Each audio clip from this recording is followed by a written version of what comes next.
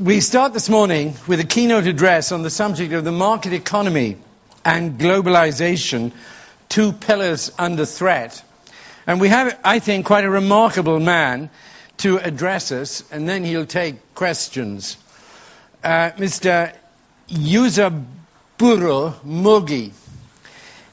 Two wonderful things about him are, first, he's been more than 50 years with one company, which is the Kikkoman Company, a company which his ancestors started in the 17th century, which I think is, I've never introduced anyone before at any event with such a distinguished family business. And in addition to that, I mean, for those of us who sometimes have Japanese food at lunch, kind of takeaway food, we're all familiar with soy sauce. And the company is the Kikkoman Company, and he has 25% of the market in soy sauce, and he says the next person with market share is only 10%. He's the chairman and the CEO of the Kikkoman Corporation in Tokyo, and in addition to that, he serves on many advisory boards, NTT. He's a member of the board of directors of the Nippon Kaidanren. He's co-chairman of the National Congress for the 21st Century. He's chairman of the Japan Food Industry Center. I could go on. He's also received some very distinguished honors, the Medal of Honor with Blue Ribbon of Japan and the Order of Orange Nassau from the Netherlands. It's a very great pleasure, Mr. Mogi, to welcome you, and thank you very much for coming from Japan to be with us today. Please give him a big welcome.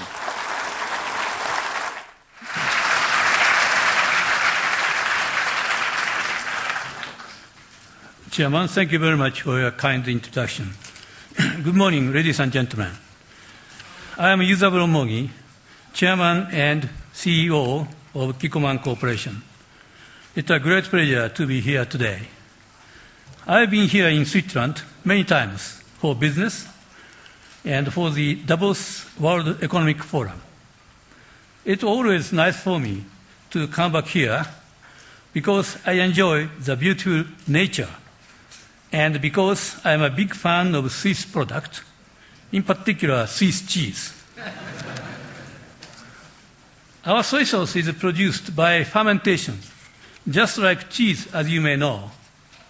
I think Switzerland and Japan share similar values in many fields. Today, I'd like to share my thought with you regarding the market economy and globalization. As you all know, we find ourselves in a very serious financial crisis. Since last autumn, disorder in the capital market and financial market has spread throughout the world, affecting the real economy in a very negative way. Japan has been badly affected by the downturn.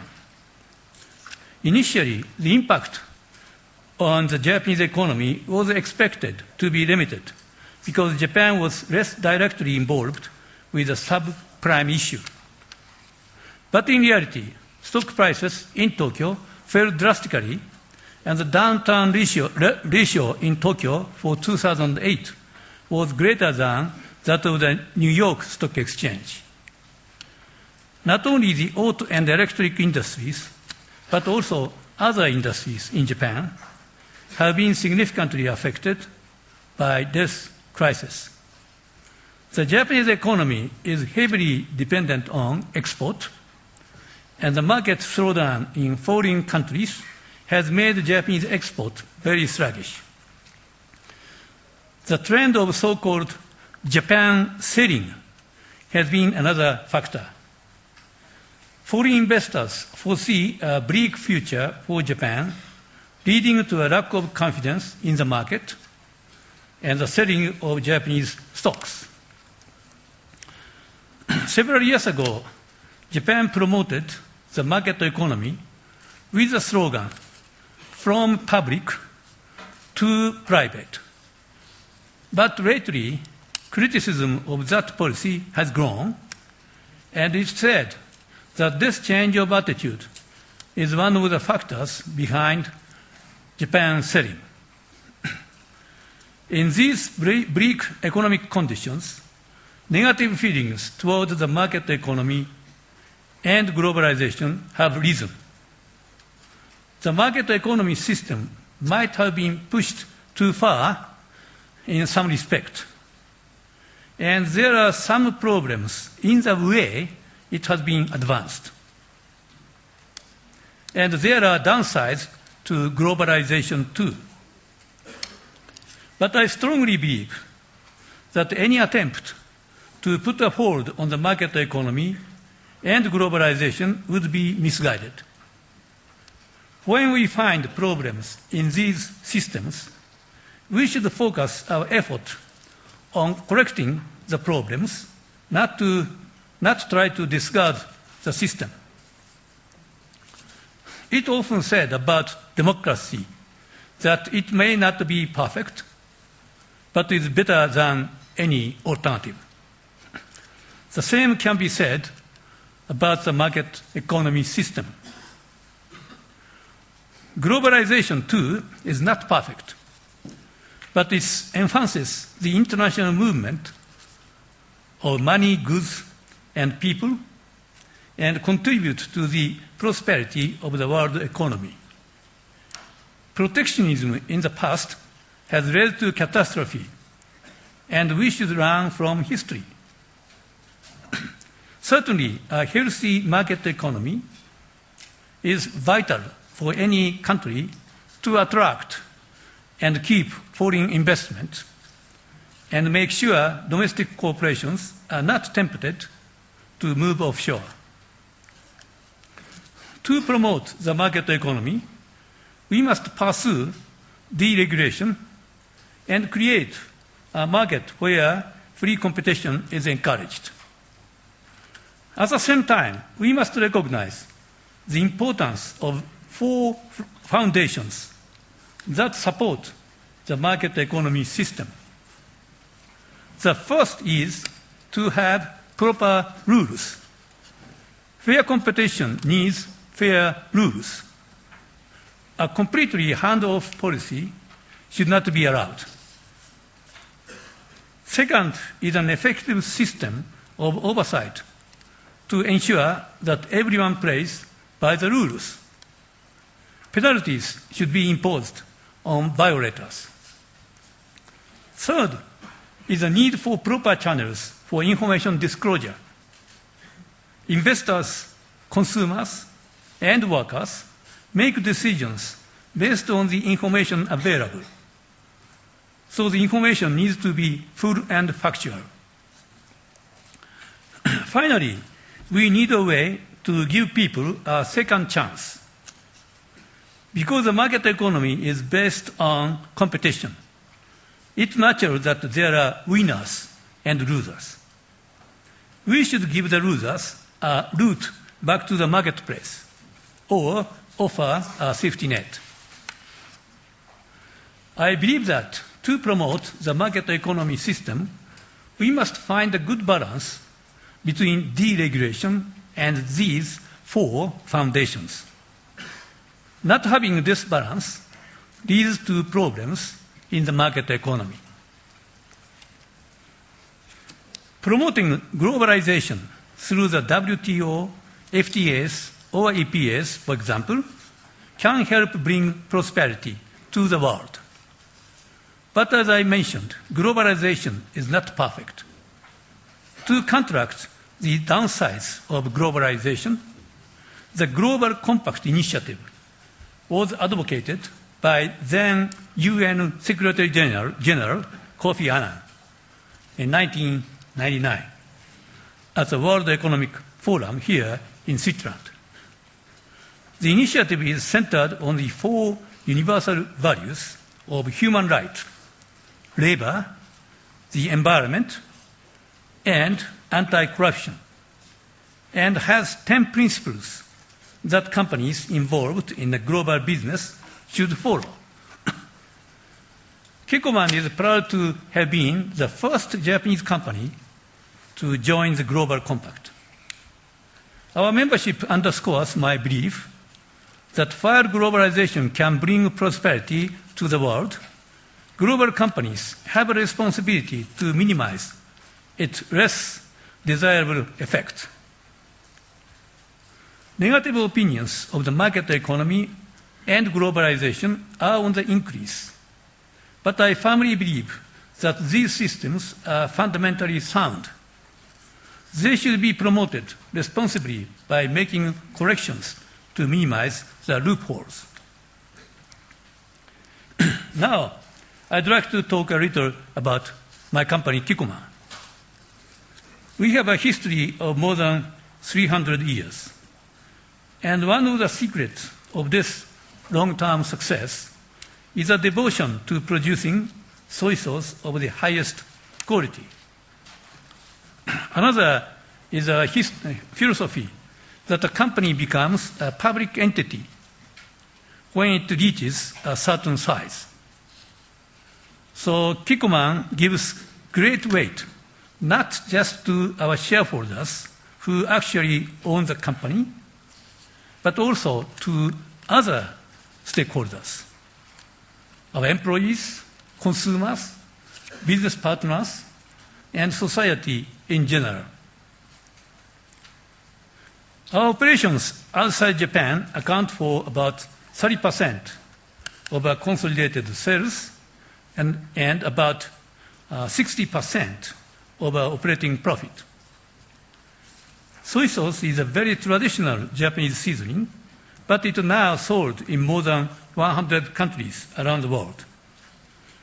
Outside Japan, the US is the biggest market, and the European market is very promising. One of the reasons soy sauce has been welcomed in Europe is that it's not limited to seasoning Japanese food. It also goes very well with Western meat dishes.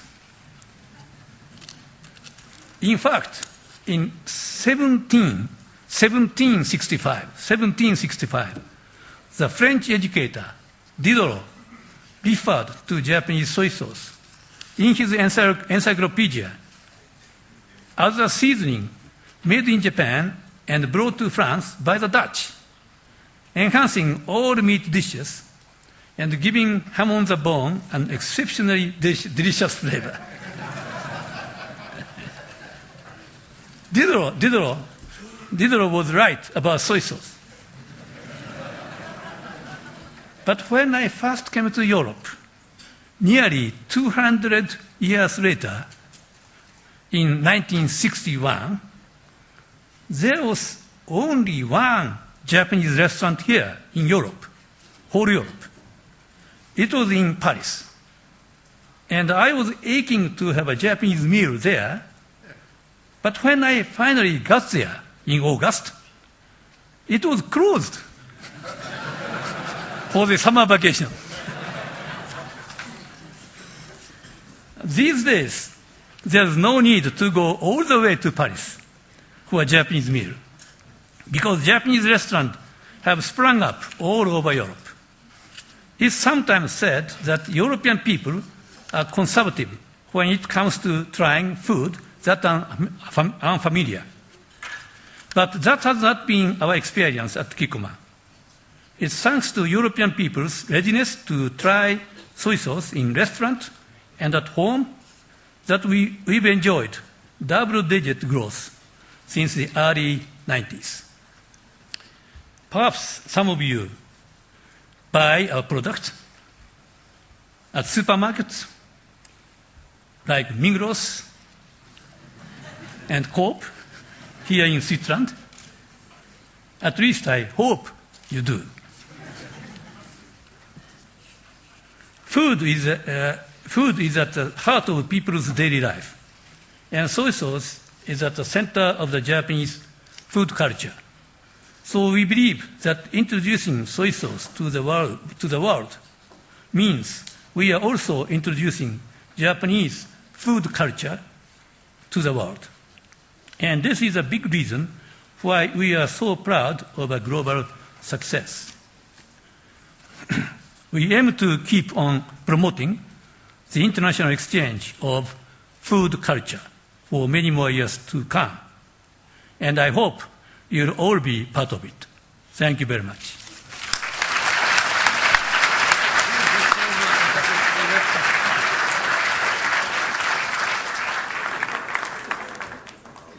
Thank you very much indeed. Could we have the lights on, please? Thank you so much, Mr. Muro, for that address.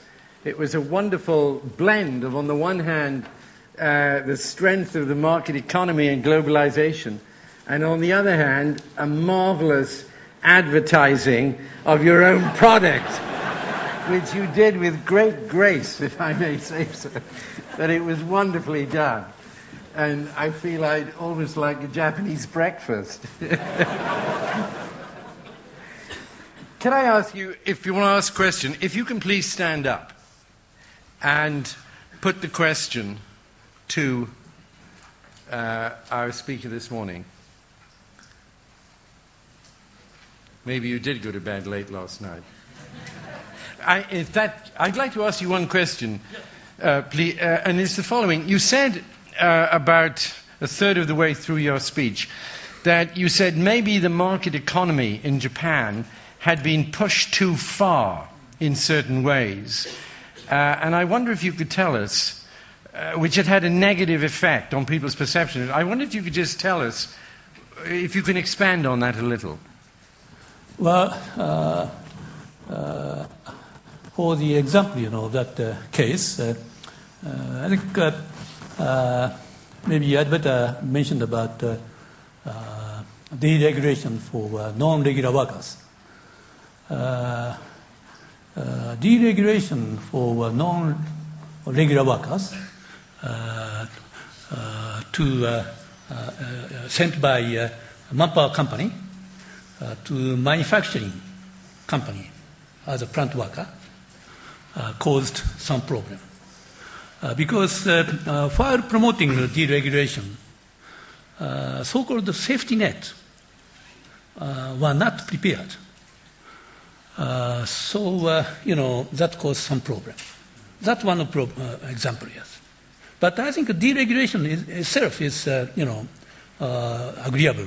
We should promote deregulation to create a free market economy. However, at the same time, as I mentioned in my presentation, we have to prepare some, four foundations to support market economy. And one of them is a route for the losers to come back to the marketplace. Can I just, that was the second question I was going to say. What did you mean by that route for losers to come back? Route? It was the fourth point you made, I think. If a company bankrupt, yes, or if a company has very severe, company faces severe economic conditions, then people fired. You see, workers fired. Then good labor market, including the place for education, should be prepared. You see. Then even though people are fired, they can go to those places. You see, say a training system. Right. Thank you very much. Is there a hand that I can see? Yes, there's a lady towards the back. Okay. Thank you for your presentation. My name is Naomi from Australia. First, I'd just like to tell you I'm a big fan of Kikkoman soy sauce. And I do use it in Western dishes. I'd just like to ask you, what is the kind of impacts that the current economic crisis is having on your company?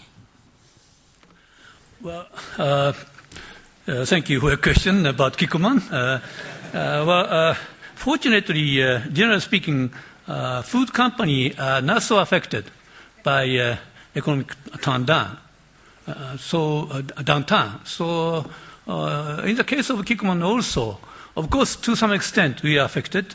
For instance, in the field of restaurant, in the field of restaurant business, because restaurant has problem under very severe economic situation. So it's become more difficult to sell product to restaurant.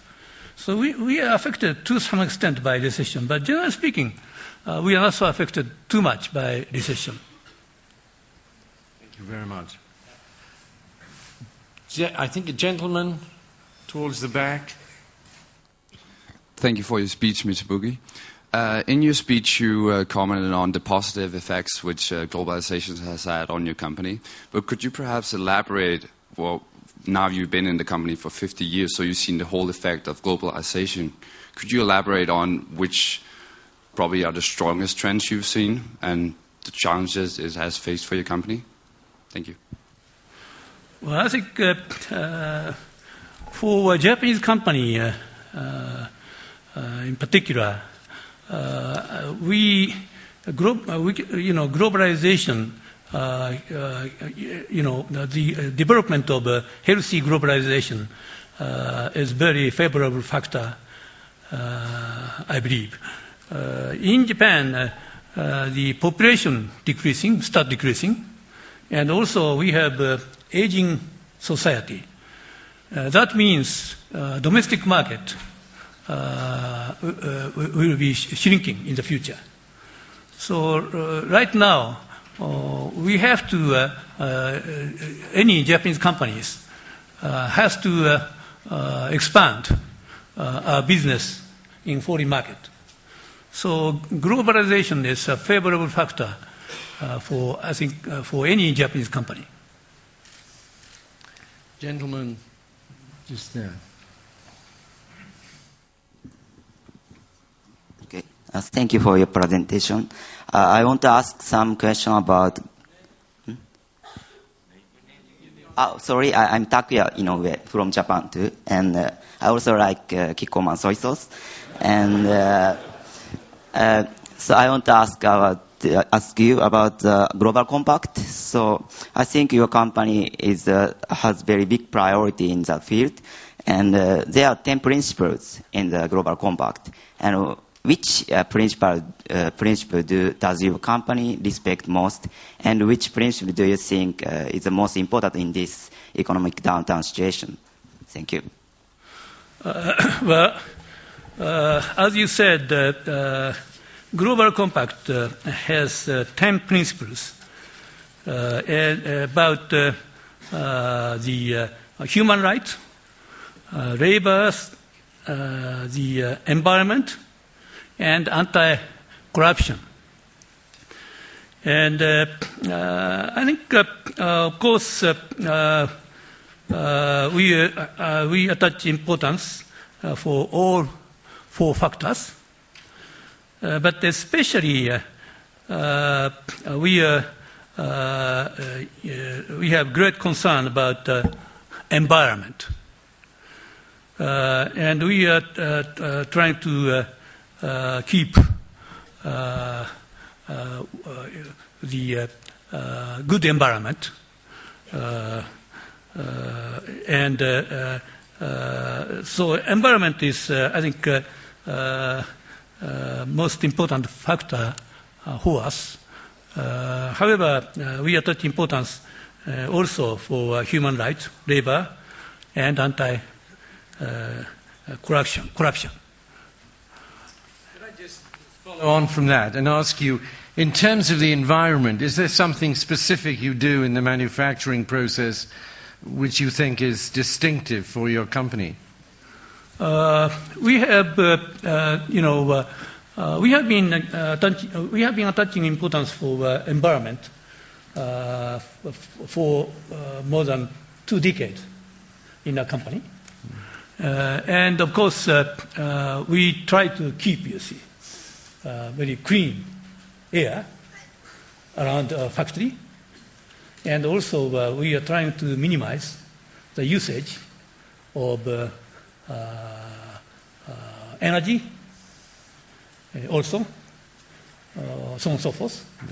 And we are doing that attitude. We are trying to keep that attitude, not only in Japan, but also in other countries, including in Europe, in the United States. Terrific. We have time for, I think, 2 final questions.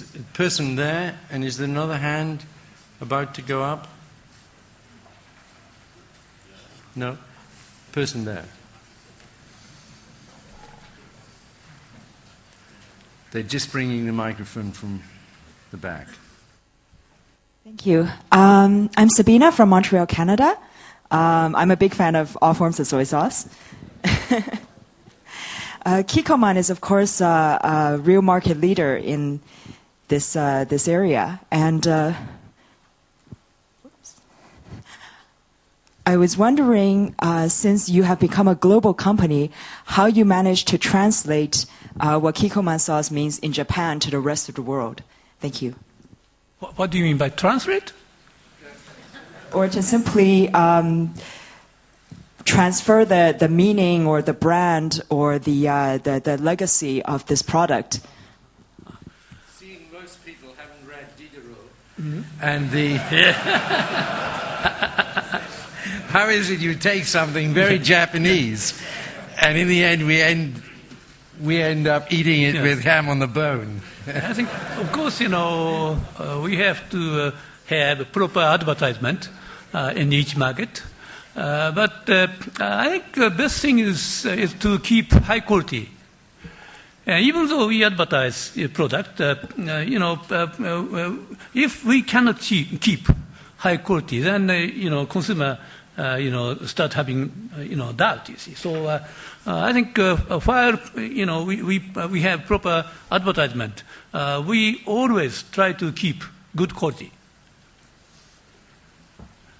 And soy sauce is a kind of a basic seasoning, so that all over the world we keep same quality.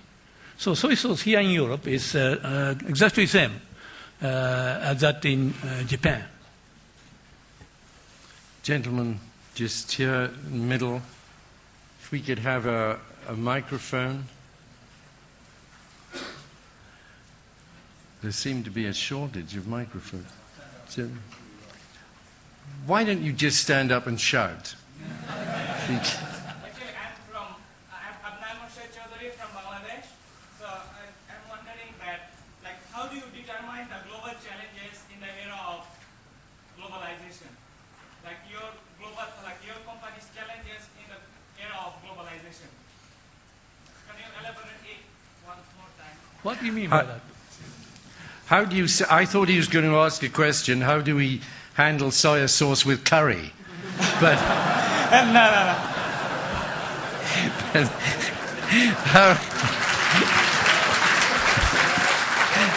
however, how do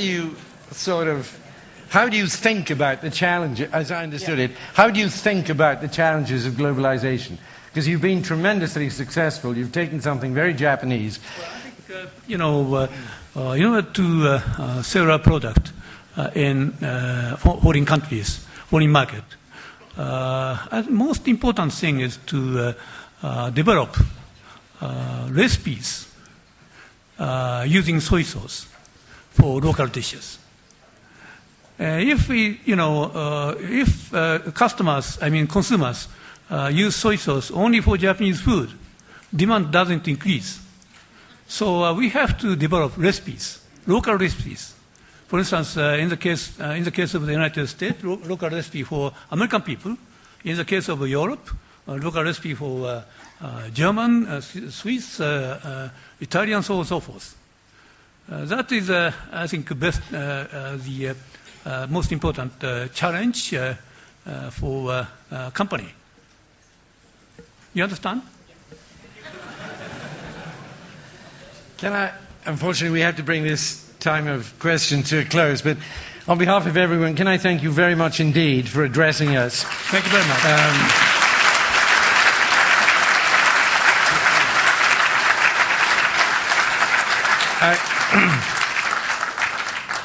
I just wanted to say 2 things in conclusion. The first is that I love the way that you brought out the principles on which the market economy is based, and that you didn't oversell the market economy. Like democracy, it's not perfect, but on the other hand, it certainly is better than anything else. And secondly, there was one expression in your speech, I had the privilege of having the text in front of me, where you said that in your view, what has made our company successful over the years is, and you use the word devotion, a devotion to the product, to soy sauce, and it being excellent. And I thought in a way that summed up really the basis of your success is your devotion to it. It came out so strongly. And, you know, the Americans have an expression, you have to walk the talk. And certainly in terms of soy sauce, you do it magnificently. Thank you very much. Thank you very much.